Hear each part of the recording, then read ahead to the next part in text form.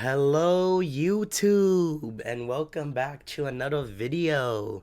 Today I'm bringing you another anime review, and today we are going to be doing a review on season 3 of Rising of the Shield Hero.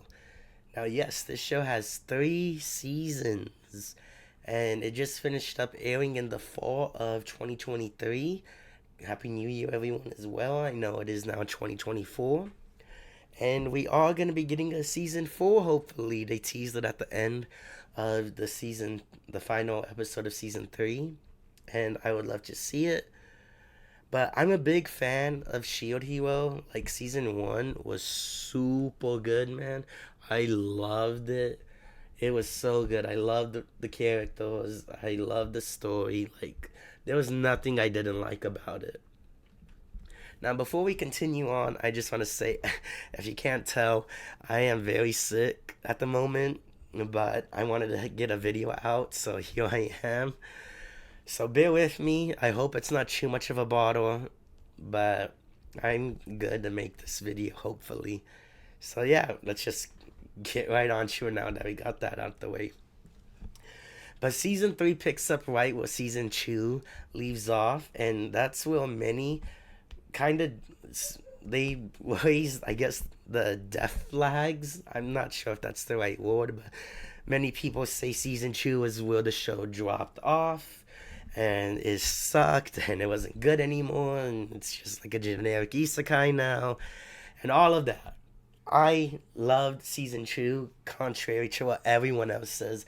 I enjoyed it. Again, not again, but like most people agree that the spirit tortoise stuff, the first few episodes, that's kind of the boring part.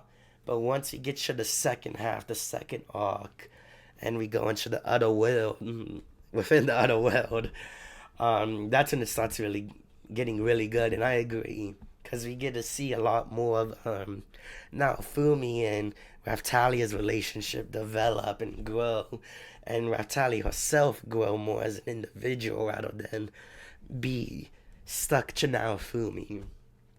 But I really enjoyed it, and season 3 leaves off or picks up again right where that leaves off. The majority of season 3, we really just stick to a smaller scale story between Naofumi and his preparation for the big battle with the Phoenix. Now, at the start of the season, we see Naofumi trying to get back the people of the village, of Raftalia's home village. He's trying to buy them back. So he enters this tournament to get enough money in order to buy the slaves back. And we meet this new character. I believe, oh my god, I can't believe I forgot it already. Sadina, I believe was her name. But she's also a demi-human, a friend of Raftalia's. She is a killer whale, an orca, and she's really good. She's a really good introduction. She's a good character introduced into this season. She's pretty much now Fumi's rival at the start when he's trying to make money to get all the slaves back. But once we get finished through that, and now Fumi, he's obviously gonna get the money. He gets the slaves back. He rescues everyone. We also get introduced to two new characters in the same arc, though. Where Sadine is introduced as well. We have the White Tiger twins. Um, oh my god, I'm forgetting the boy's name, but the sister's name is Atla, and she's adorable. She's great. She's precious. She must be protected. She's a precious existence. She's a great introduction into the cast, the crew of Shield Hero. But I mentioned in the beginning, the whole season is pretty tight knit in the fact that, again, it just focuses on Naofumi and him preparing for the Phoenix. Like, every episode is him trying to strengthen his domain that he got at the end of season 1. Fortify it, rebuild it, get people in there, make it thriving and stuff. You know, we have Melty coming in to help.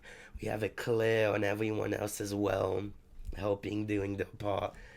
And unfortunately for Naofumi, he can't catch a break, you know.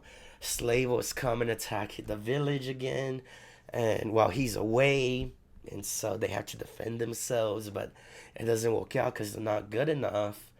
And eventually he manages to come back in time and save the day. But day after day, you know, he's trying to get it fixed, and stuff is preventing him. He can't do it alone. He really can't do it alone. That's pretty much what it was showing. Because every time he'd leave, something would happen. Something would come up that needed him. And it really shows that not just his domain needs him, the rest of the world needs him as well. Because the other heroes, they can't do anything. They've been outed pretty much. The spear hero, the sword hero, the bow hero, everyone knows they're frauds now. Fraud alert, yes, like that hasn't ranked since season one. But it's become too wide known that every other hero is unreliable compared to the shield hero. And so that gets us into our second storyline of the season involving the other three heroes. At the start, they vanish. They were nowhere to be found. They ran away or whatever. But throughout the course of the season, we see it's a plot by Marty. I'm not going to say her new name, but the princess, Marty, she don't even get me started about how she managed to trick them and brainwash them into believing her after everything that was outed against her and proven by Naofumi and the kingdom. But I digress on that point. But Marty, she gets into the head of Motoyasu, the spear hero, then Ren, the sword hero, and then Itsuki, the bow hero. One by one, she leaves one, goes to the other, leaves him, goes to the other one. But Naofumi ends up finding them and ends up helping them and getting them back to their senses. You know, the whole past two seasons, they never trusted Naofumi. They were against Naofumi. They hated him. They wanted him gone if they could.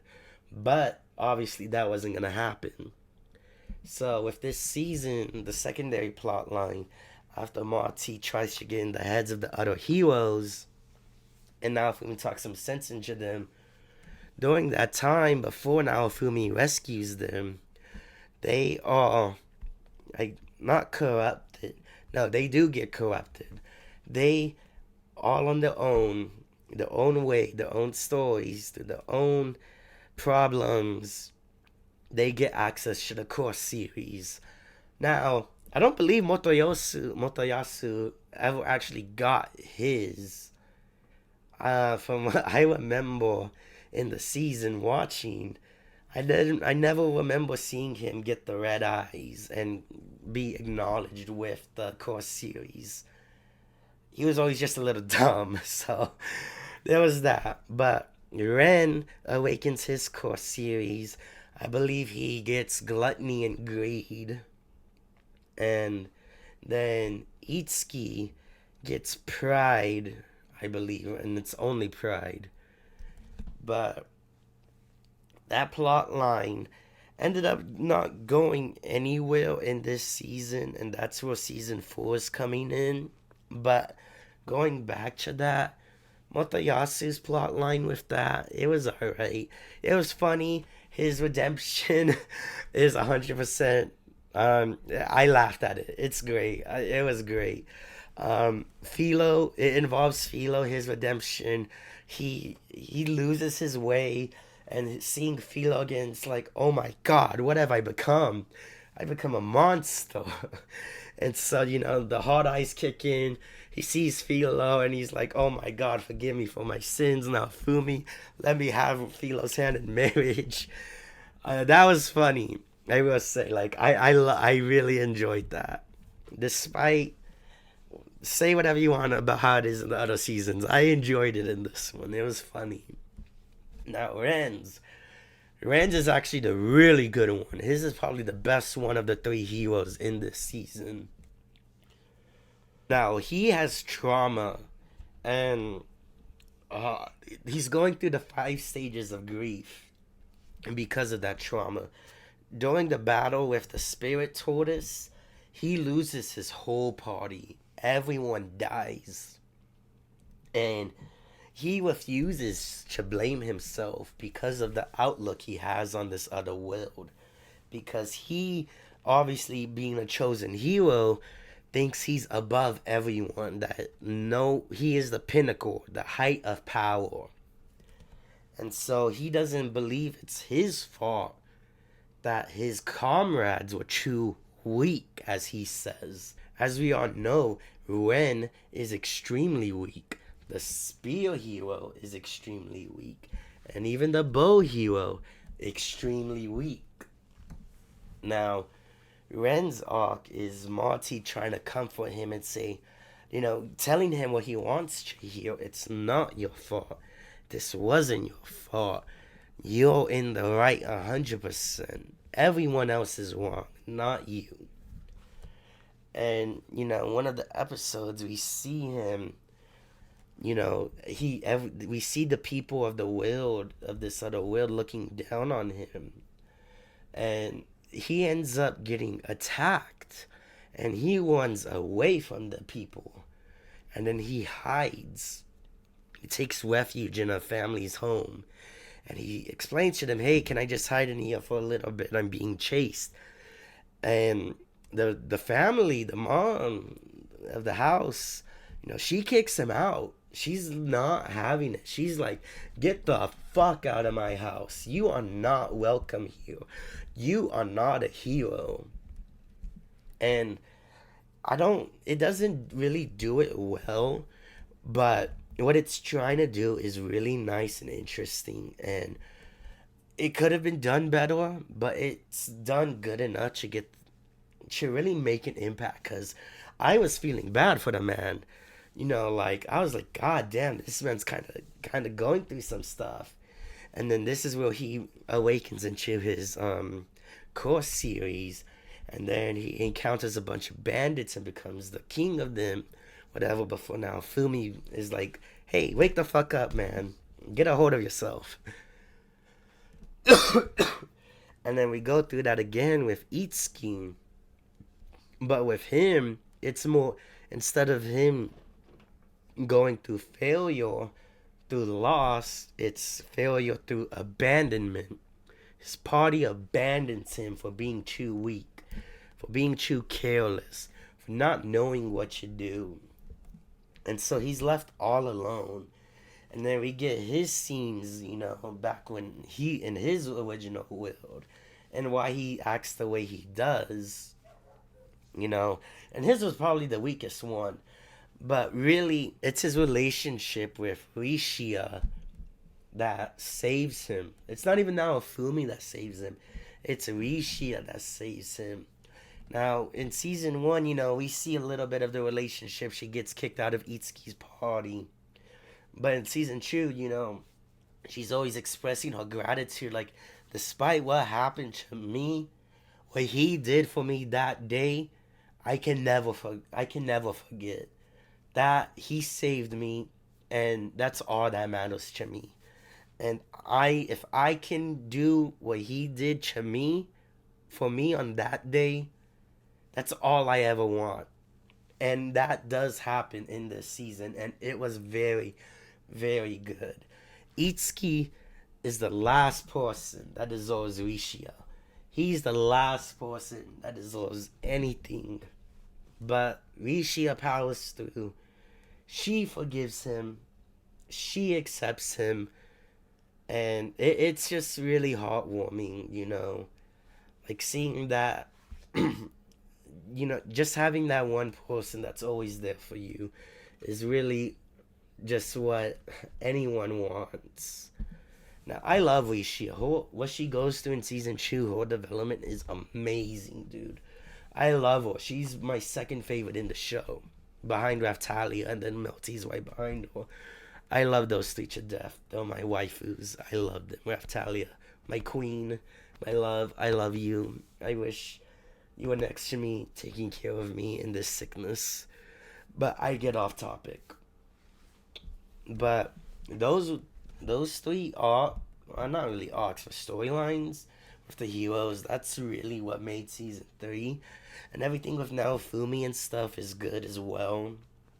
We get some more development into the other worlds as well.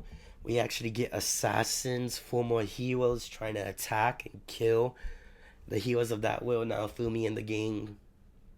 So that's into that a little bit. Actually learned some more stuff about Trash, the king, Arcry.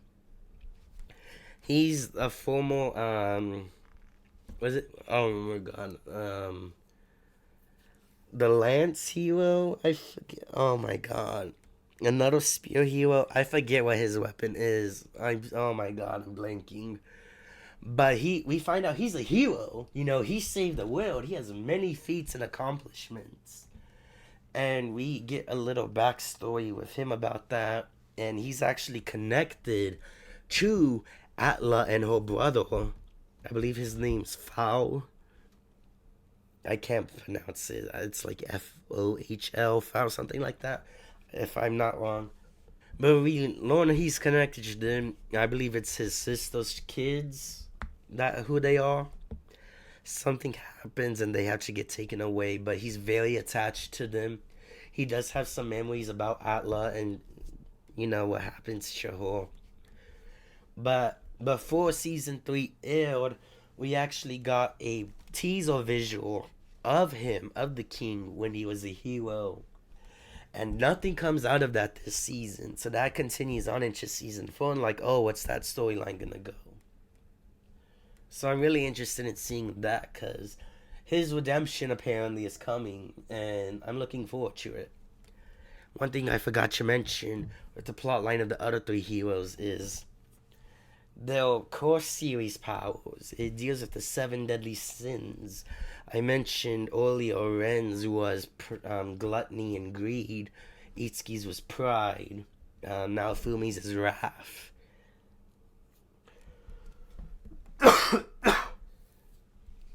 So this season was really just a bridge between season 2 and season 4. There's not really much else I can say. There's some kind of low episodes. There's a few I didn't like, but this season was overall really good, and I enjoyed every episode. Like, every episode was really good. The character moments, the plot lines, like, things are progressing in the story. Now, many people, again, dropped after season 2. You know, they said they was shit and stuff. But season 3 really brings her back up in full force, 100%. Season 4, I have no doubt it's going to continue it. Again, season 3 is a bridge of season 2 of everything that happened there, and it's building us up to what should come in the future with season 4, and hopefully we get season 5 and onward, because I really love Shield Hero. It's really good. It's one of my favorite animes. I adore season 1, no matter what anyone says. Genericness aside, it becomes a normal isekai after he resolves his issues. It doesn't matter. It's good. Alright? It's good. Don't listen to anyone else. It is good. Alright? I really enjoyed this season. I'd probably give it an 8 to a 9. The animation's kind of off at times. I really have nothing to say about that, though. I can't make comments about that. I enjoyed it. The art style. I want to say the art style changed a little bit this season. The characters look a little different and updated, but I'm not 100% on that. But it's nothing too bothersome. And again, the animation, I really enjoy it. I think it's good enough. It never bothers me, and I think that's what matters. As long as it doesn't take you out of it, I think it's good enough. But yeah, that's all I have to say in regards to season 3. The storylines were on point. The characters were on point. I actually teared up a couple of times this season. But if you were iffy about Shield Hero, especially after hearing what you heard about season 2, I'd say season 3, definitely give it a chance if you haven't, if you dropped it after season 2. I think it's definitely worth it, and you might get back into it. It's worth it, and you'll definitely get back into it, I'd say.